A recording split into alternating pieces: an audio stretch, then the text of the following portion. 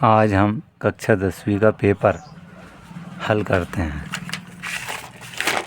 ये कक्षा 10वीं का पेपर है, गणित का सेट ए हल करते हैं आज। कक्षा 10वीं सेट ए, विषय गणित। पहला प्रश्न आता है, द्विघात बहुपद ax² plus bx plus c का आलेख का प्रकार होता है। तो पहला इसका उत्तर आता है परवलय। इसका उत्तर आता है परवलय। दूसरा प्रश्न आता है, पहला प्रश्न का उत्तर है सी वाला, परवलय। दूसरा प्रश्न का उत्तर देखते हैं, अपन हल करते हैं। सबसे पहले रैखिक समीकरण युग्म a1x plus b1y plus c1 बराबर 0 एवं a2x धन b2y धन c2 बराबर 0 आश्रित एवं संगत हल है। तो सबसे पहले इसके लिए आश्रित और संगत हल के लिए शर्त होती है अनंतः अनेक हल होंगे। अनेक हल होंगे। इसको दूसरा नाम क्या बोल सकते हैं? आश्रित।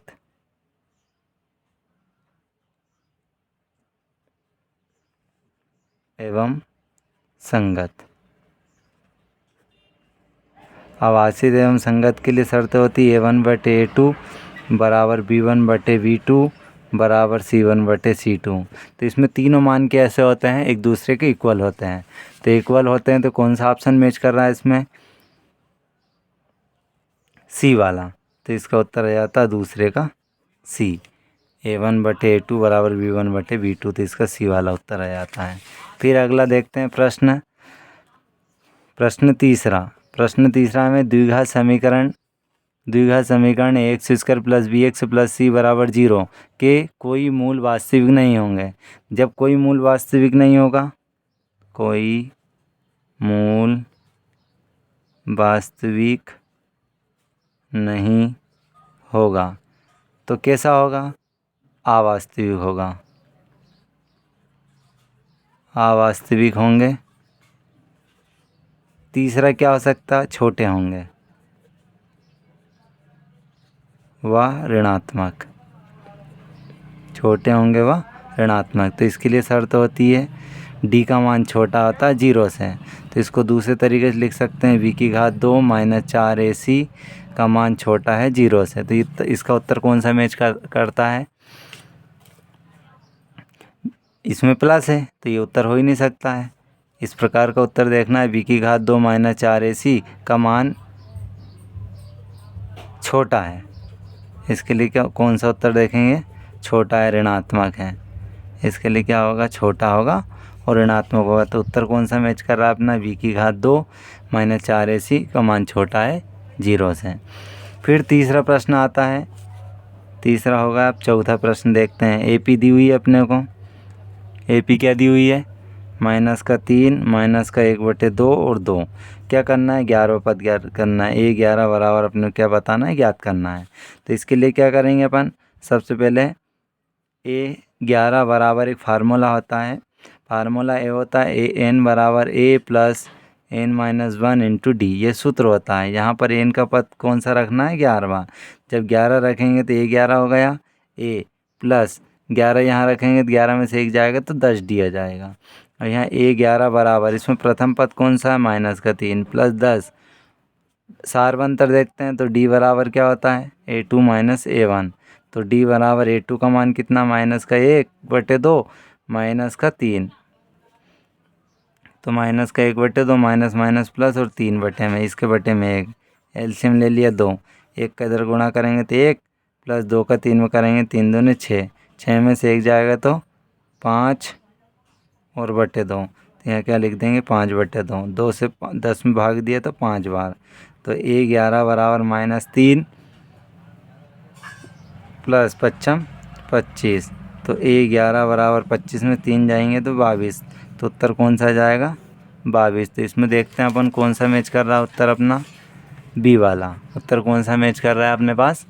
बी वाला। तो इसका उत्तर आ जाएगा बी। बी उत्तर आ जाएगा। फिर अगला प्रश्न देखते हैं अपन। प्रसिद्ध यूनानी गणितज्ञ थेल्स का समय काल है तो कौन सा है? सायूपू 640 से 546, ये वाला। तो इसका ए वाला उत्तर आ जाता है। फिर अगला प्रश्न आता है अपना दूरी का। तो दूरी का ये अब अपन देखते हैं अपन प्रश्न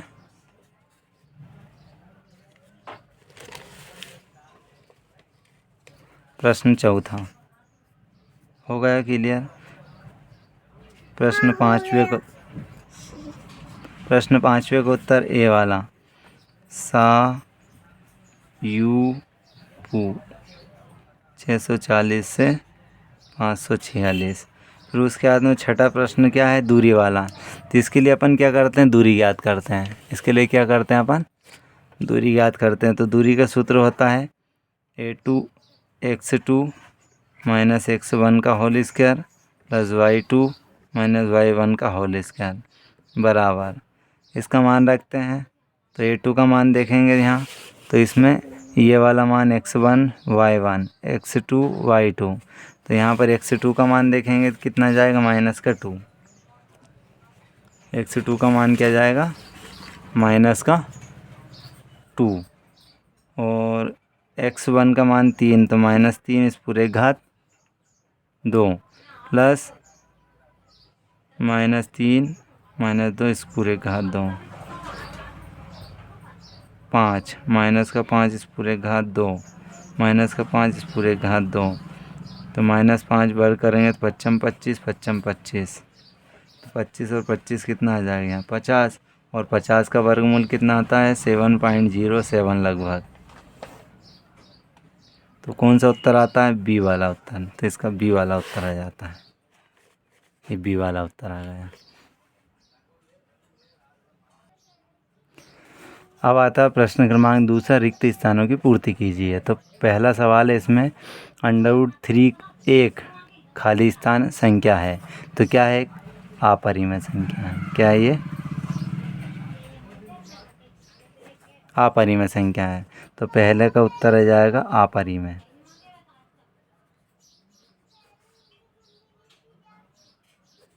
अपरिमेय संख्या। अब दूसरा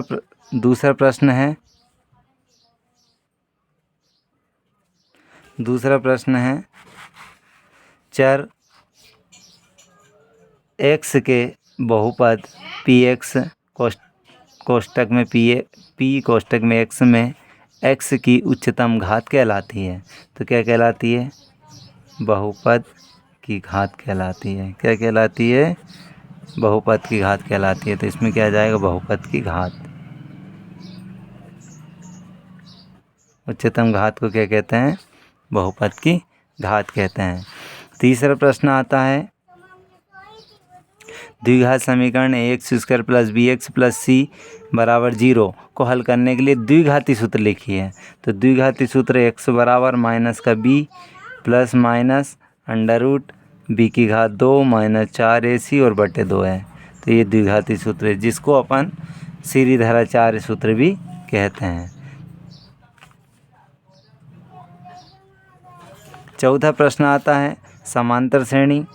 अपने एक AP दे दी है और AP क्या दी है? 7 13 19 और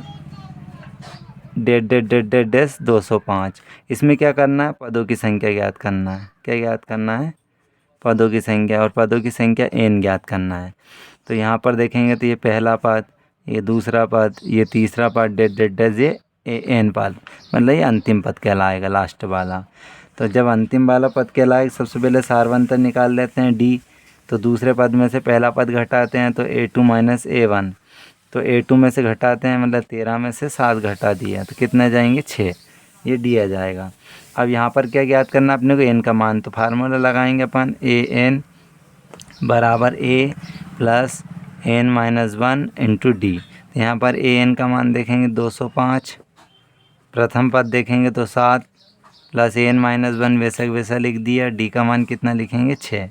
तो 205 7 जाएगा तो माइनस का 7 और बटे में 6 नीचे जाएगा, क्या बचा? n-1। घटाया 205 में से 7 घटाएंगे तो 198 और बटे 6 बराबर n-1। अब इसको अपन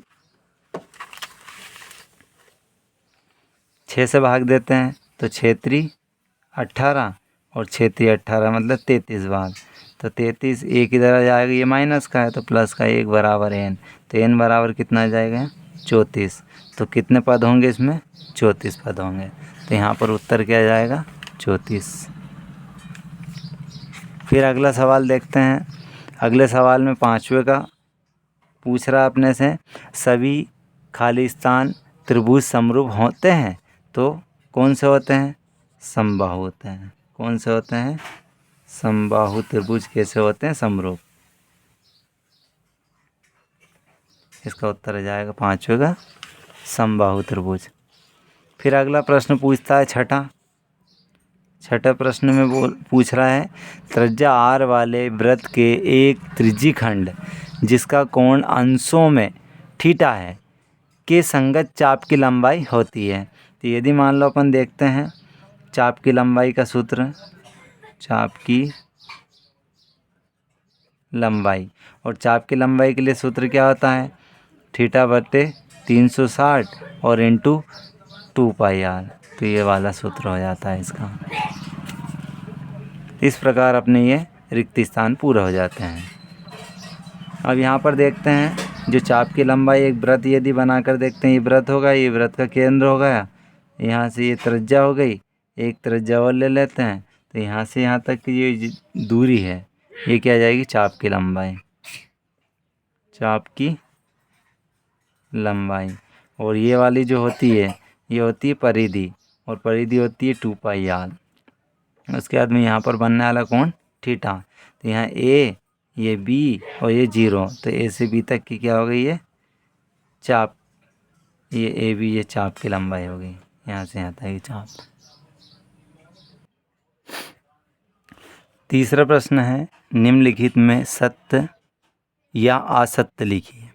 पहला प्रश्न पढ़ते हैं, वृत्त को 2 बिंदुओं पर प्रतिच्छेद करने वाली रेखा को छेदी रेखा कहते हैं। तो इसको यदि अपन हल कर कर देखें तो ये वृत्त होता है, ये वृत्त में एक छेदक रेखा है, तो ये कितने बिंदु पर छेद कर रही है, 2 बिंदु पर। तो इसको क्या बोलते हैं अपन, छेदक रेखा। क्या कहते हैं, छेदक रेखा।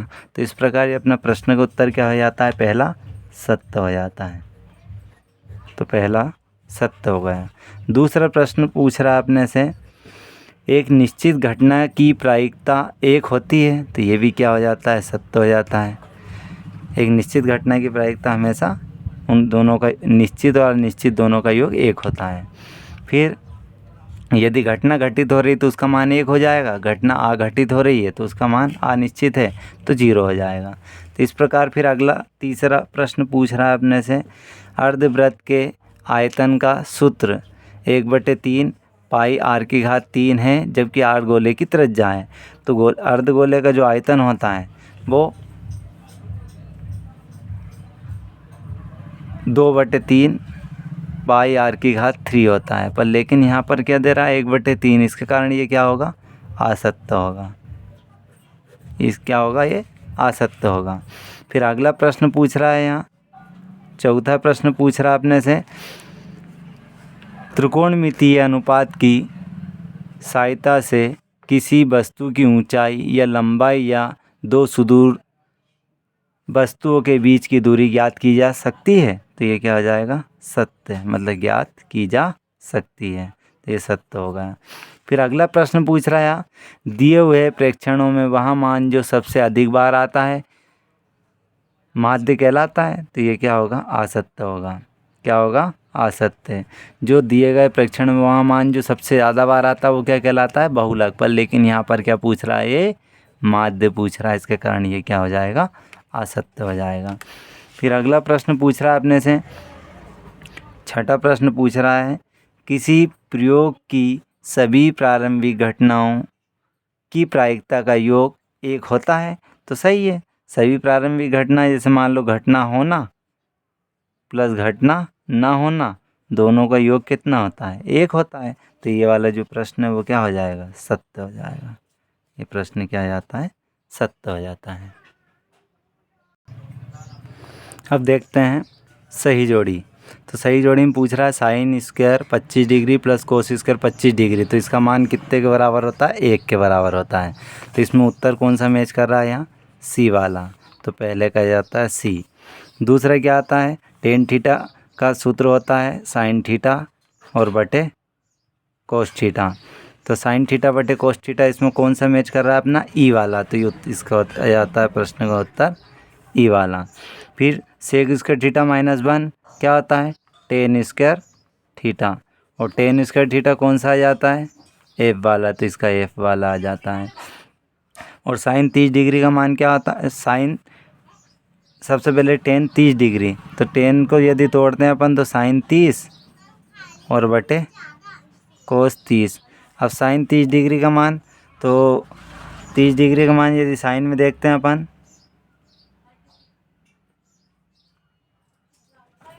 तो इसका जो टेन 30 डिग्री है।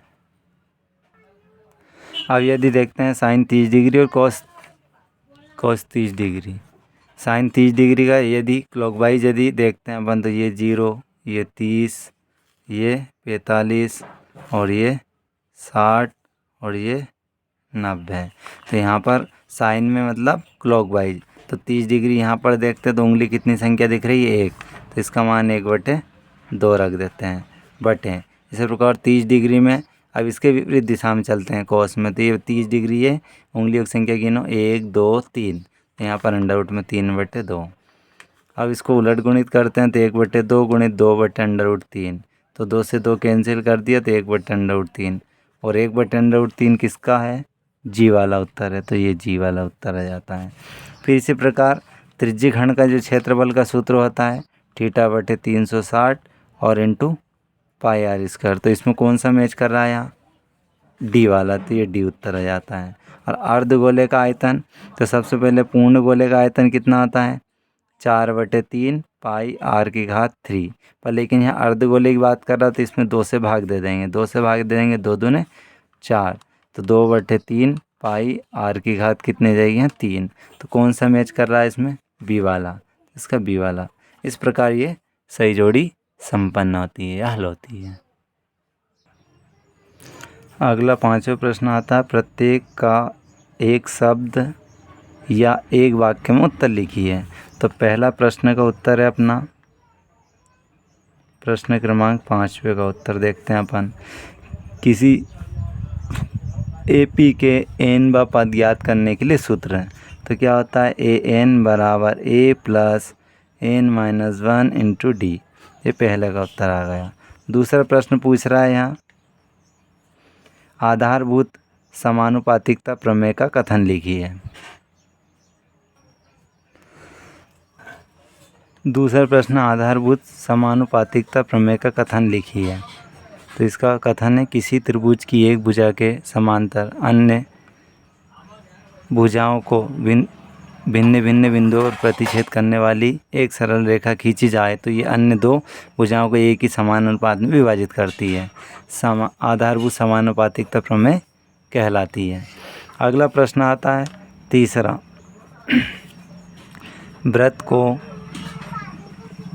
वृत्त की एक छेदक रेखा की परिभाषा दीजिए। तो वृत्त को दो बिंदुओं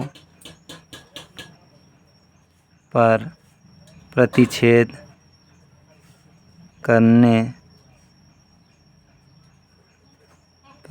करने वाली रेखा को छेदक रेखा कहते हैं।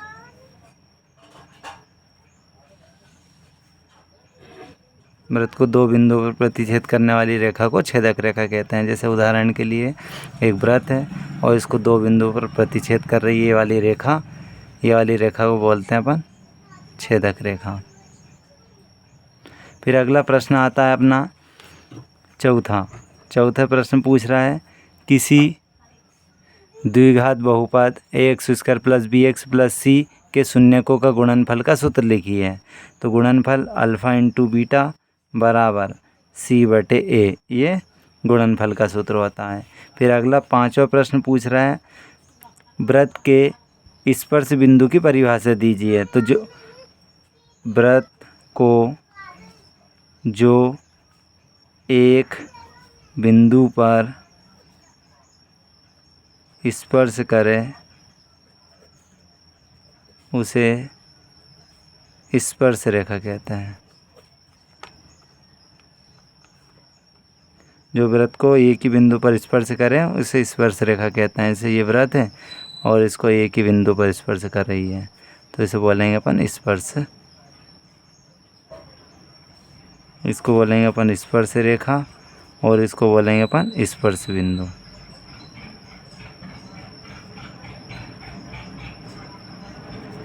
फिर अगला प्रश्न आता है अपना,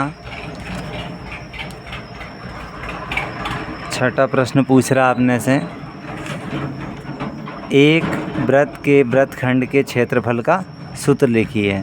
तो वृत्तखंड का क्षेत्रफल का सूत्र है